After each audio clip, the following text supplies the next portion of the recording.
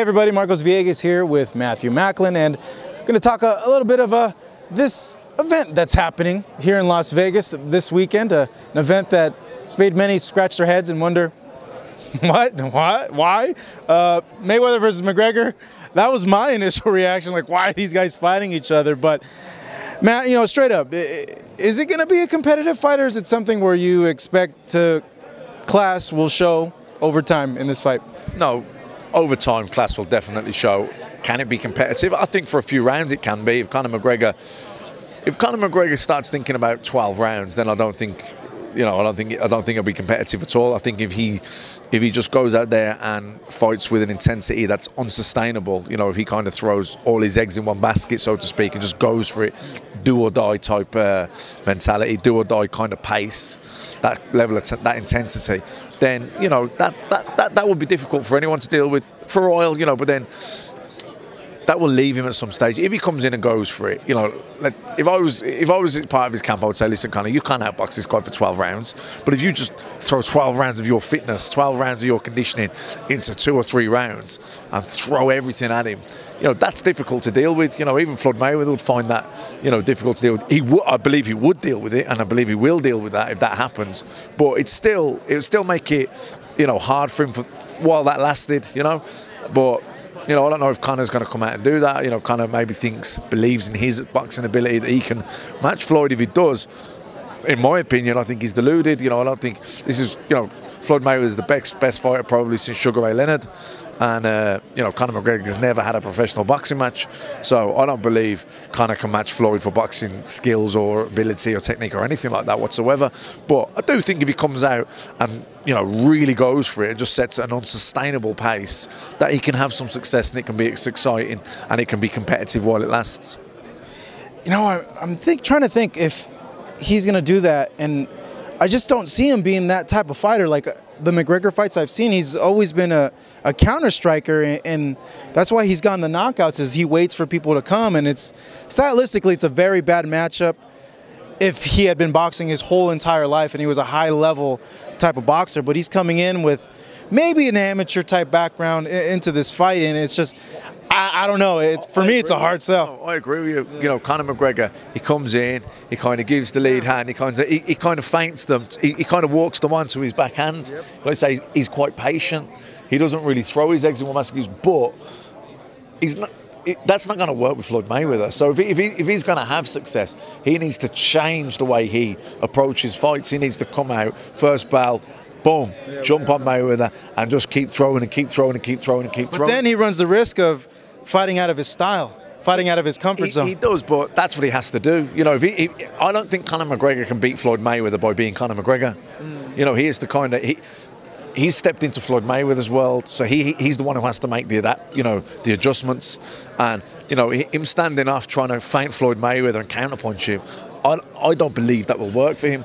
If he goes in there and thinks, you know what, I've trained hard, I'm super fit, I'm in great condition, but I'm just going to throw all my fitness, all my conditioning into 2 rounds, and I'm just going to not stop throwing punches. I'm just going to go in there and I'm just going to throw everything at him. If he can do that, then I think it could be competitive, exciting, and maybe he gets some success. And then who knows? But is he going to do that? It goes against his personality, because like, it goes against everything. Every fight the way he's approached every fight, he comes out, he's calm, he's cool, he's collected, he has that swagger, he takes his time, he gives the feint. That's, you know, him coming out being like super aggressive, throwing 100, 200 punches in a round, that's not how Conor McGregor goes about his business. But if Conor McGregor goes out and beats Conor McGregor and tries to feint and counterpunch, then I just think he gets took apart. No, and I just feel he's going to be very open to a lot of counter punching that FLOYD's going to go ahead and throw at him.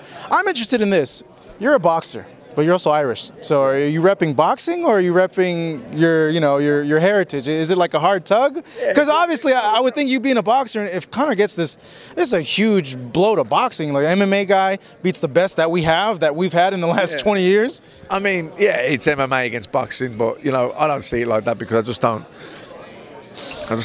see it happening, you know what I mean? I don't. A lot of people feel he's going to win, though. No, I do, but you know what? A lot of people, Okay, I was in Ricky Hatton's corner when he fought Floyd Mayweather. Ricky Hatton was my friend. I'd sparred with him for years. We had the same coach. You know, I was out in Las Vegas for 3 weeks before the fight with him.